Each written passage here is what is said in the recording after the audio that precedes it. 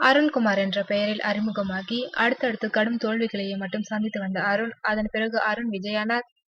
அதிசயம், ஆனால் உண்மை என்கின்றது போல தமிழ், தெலுங்கு மொழிகளில் முக்கிய நடிகராகிவிட்டார். மகிழ் திருமேனி இயக்கத்தில் அவர் நடித்த தடையறத்தாக்க அருண் விஜயின் பாய்ச்சல்களில் ஒரு முக்கியமான படம்.